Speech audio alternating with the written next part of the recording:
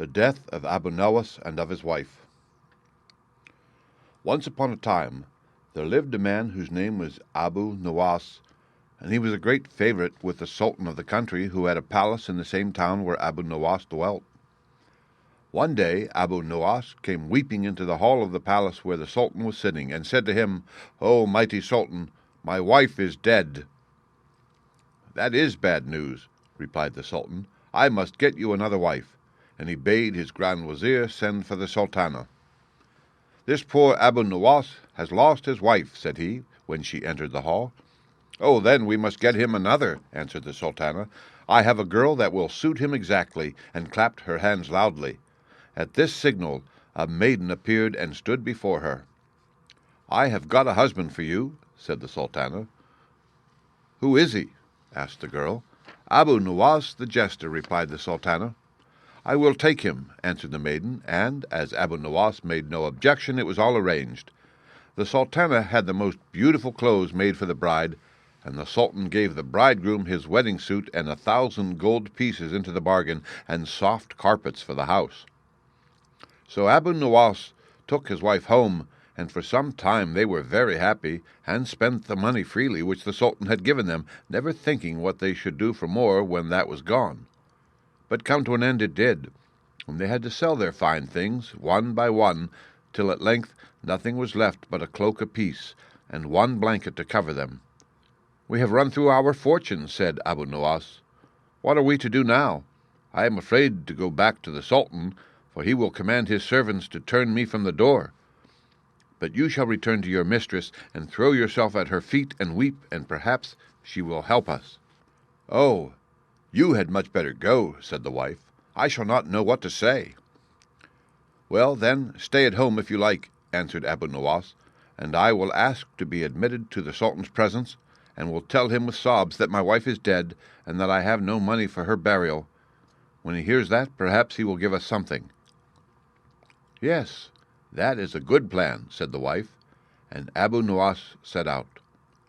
The Sultan was sitting in the Hall of Justice when Abu Nowas entered, his eyes streaming with tears, for he had rubbed some pepper into them.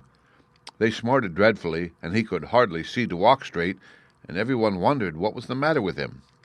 "Abu Nowas, what has happened?" cried the Sultan. "O noble Sultan, my wife is dead," wept he. "We must all die," answered the Sultan. But this was not the reply for which Abu Nowas had hoped. "True, O Sultan, but I have neither shroud to wrap her in, nor money to bury her with," went on Abu Nowas, in no wise abashed by the way the Sultan had received his news. "Well, give him 100 pieces of gold," said the Sultan, turning to the Grand Wazir. And when the money was counted out, Abu Nowas bowed low and left the hall, his tears still flowing, but with joy in his heart. "Have you got anything?" cried his wife, who was waiting for him anxiously. "Yes, 100 gold pieces," said he, throwing down the bag. "But that will not last us any time. Now you must go to the Sultana, clothed in sackcloth and robes of mourning, and tell her that your husband, Abu Nowas, is dead, and you have no money for his burial. When she hears that, she will be sure to ask you what has become of the money and the fine clothes she gave us on our marriage, and you will answer, 'Before he died, he sold everything.'" The wife did as she was told, and wrapping herself in sackcloth went up to the Sultana's own palace, and as she was known to have been one of Subida's favorite attendants, she was taken without difficulty into the private apartments. "What is the matter?" inquired the Sultana at the sight of the dismal figure. "My husband lies dead at home, and he has spent all our money and sold everything, and I have nothing left to bury him with," cried the wife. Then Subida took up a purse containing 200 gold purses, and said, "Your husband served us long and faithfully. You must see that he has a fine funeral." The wife took the money, and kissing the feet of the Sultana, she joyfully hastened home. They spent some happy hours planning how they should spend it, and thinking how clever they had been. "When the Sultan goes this evening to Subida's palace," said Abu Nowas, "she will be sure to tell him that Abu Nowas is dead. Not Abu Nowas, it is his wife," he will reply, "and they will quarrel over it, and all the time we shall be sitting here enjoying ourselves. Oh, if they only knew how angry they would be." As Abu Nuwas had foreseen, the Sultan went in the evening after his business was over to pay his usual visit to the Sultana. "Poor Abu Nuwas is dead," said Subida when he entered the room. "It is not Abu Nuwas, but his wife who is dead," answered the Sultan. "No, really, you are quite wrong. She came to tell me herself only a couple of hours ago," replied Subida, "and as he had spent all their money, I gave her something to bury him with." "You must be dreaming," exclaimed the Sultan. "Soon after midday, Abu Nuwas came into the hall, his eyes streaming with tears, and when I asked him the reason, he answered that his wife was dead, and they had sold everything they had, and he had nothing left, not so much as would buy her a shroud, far less for her burial."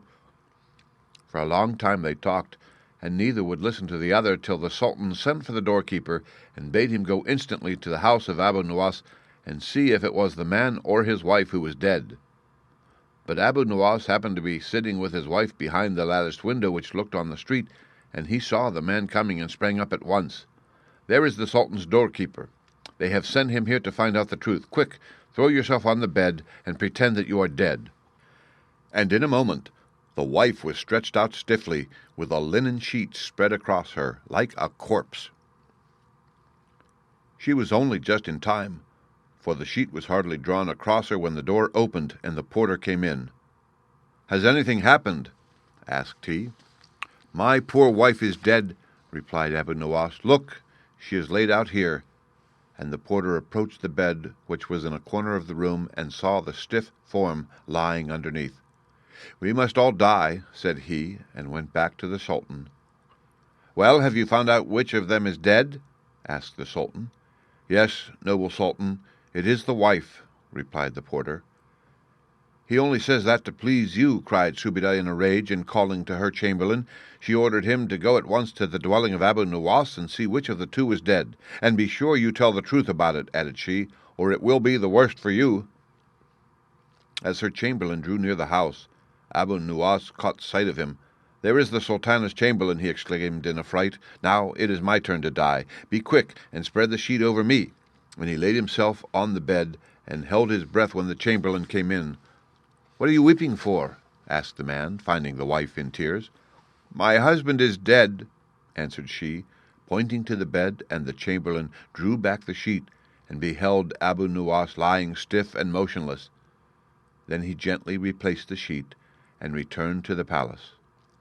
"Well, have you found out this time?" asked the Sultan.